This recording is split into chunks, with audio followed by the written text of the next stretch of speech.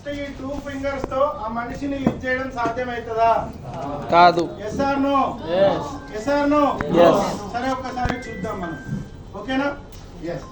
1 2 3 అంటాను. సో మీరు లిఫ్ట్ చేయండి. 1 సెకండ్. Okay right. సో అందరు పొజిషన్ ఉండండి. సరే మీరు గట్టిగా ఉండండి. ఓకే రెడీ 1 2 3 లిఫ్ట్ చేయండి. లిఫ్ట్ చేయాలి. లిఫ్ట్ చేయాలి. 1 సెకండ్. అందరూ ఒకేసారి మీ ఎనర్జీ అప్లై చేయాలి. ఓకేనా? మళ్ళీ ఒకసారి ట్రై చేయండి. Ready position okay right. Ready 1 2 3 start. Water bottle తీసుకోండి. అక్కడ దాని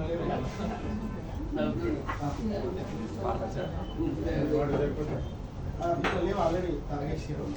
సరే ఇక్కడ చూడండి, మీ దగ్గర ఇక్కడ వాటర్ లో ఏమైనా కలిపిన వాటర్ అని కూడా మీరు అనుకోవచ్చు.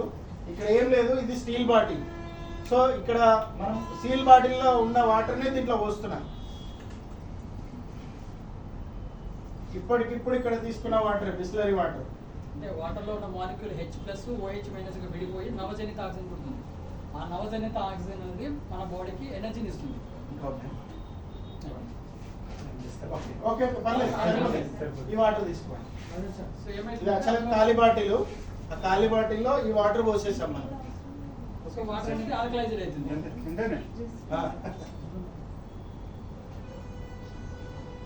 వెంటనే వచ్చేస్తా, కొంచెం టైం తీసుకున్నాక వెంటనే వచ్చేస్తుంది ఇమ్మీడియట్ గా. మ్యాగ్నెటిక్ ఎనర్జీకి కాంతి వేగం కంటే ఇంకా రెట్టింపు అన్నమాట. ఇప్పుడు ఫర్ ఎగ్జాంపుల్ సూర్యకిరణాలు భూమి మీద పడడానికి ఎన్ని సెకండ్స్ పడుతుంది? ఫ్రాక్షన్ ఆఫ్ సెకండ్స్ అంతే. అవునా కదా? సో అంతకు మించి పవర్ ఉంటుంది అనమాట మ్యాగ్నెటిక్ ఎనర్జీ. ఇన్స్టాంట్ ఎనర్జీ వచ్చేస్తుంది. ఎవరికైనా స్పాండైటిస్ ప్రాబ్లం ఉన్నా, పెయిన్ ఉన్నా, జస్ట్ ఈ వాటర్ని ఇలా అప్లై చేయగానే జెండ్ బాంబ్ కంటే పవర్ఫుల్గా పనిచేస్తుంది.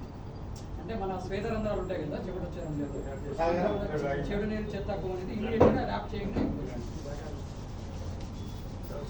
5 times ఇది ఇందాకనే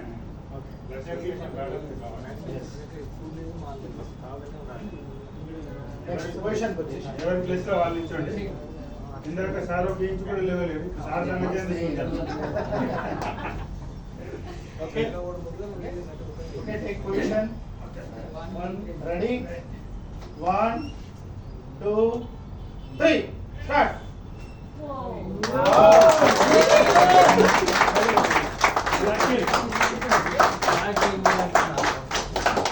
చెప్పండి.